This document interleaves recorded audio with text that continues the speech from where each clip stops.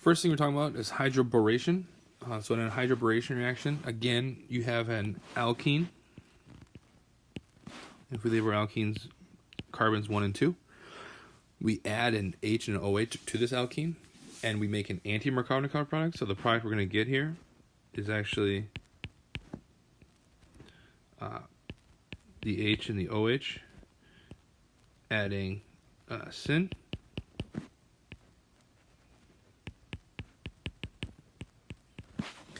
Right, the OH ends up on the less substituted carbon, that's why it's anti-Markovnikov. We'd also would call it regioselective, meaning that only one of these products is formed, so we always get the OH on the carbon 1, and in this case the H on carbon 2 that we added.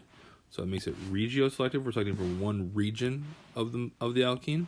It's also stereoselective because we get a syn addition, so I'm showing one possible product here where the H and the OH added to the bottom face of the alkene.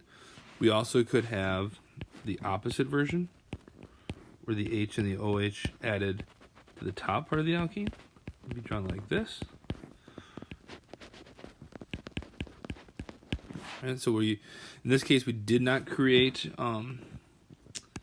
any stereocenters, but if you did, you could create stereocenters with this, but it's always going to be a syn addition to the H and the OH on the same side, right? And there's also no carbocations, so no rearrangements.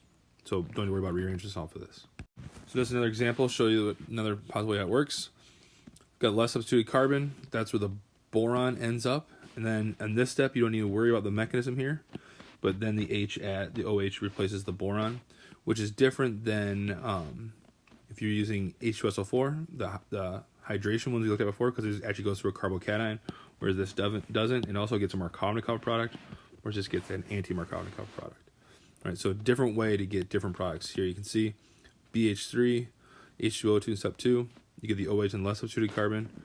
If you use dilute H2SO4, you get the OH on the more substituted carbon.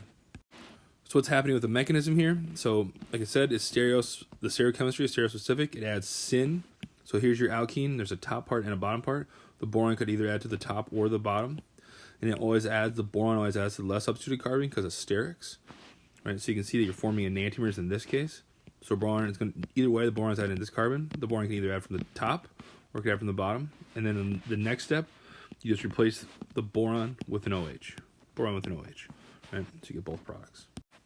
So this slide, the only thing I want to take away from this slide is that if you see boron, if you see BH3, any type of boron, it's going to do borane, anything like this, it's going to do this hydroboration.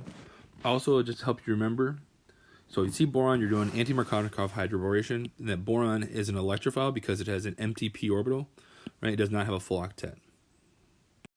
So here's showing you the mechanism. They're saying it takes one step, it's concerted.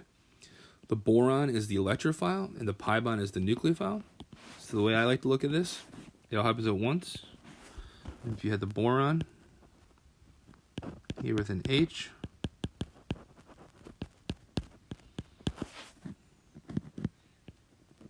so what happens is the pi bond reacts with the boron, and at the same time, the two electrons in the BH bond go to the less substituted carbon. So boron ends up on carbon 1, the H ends up on carbon 2. That's the mechanism, that syn addition. It all happens at once. So two arrows all at once, we get that syn addition. One thing to notice, we always get the boron on the less substituted carbon. That's because of sterics more than anything else.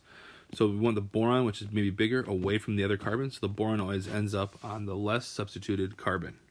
The boron always ends up in the less substituted carbon. That's where it will be the most stable, the lowest energy transition state. And so once the boron's on here, then we have the last step, which you're not required to know. All you need to say, so once you see this first step with the arrows, here the pi bond reacts, BH bond reacts there all at once, two arrows. Once the boron's on here, you just replace that with an OH, and then you're done.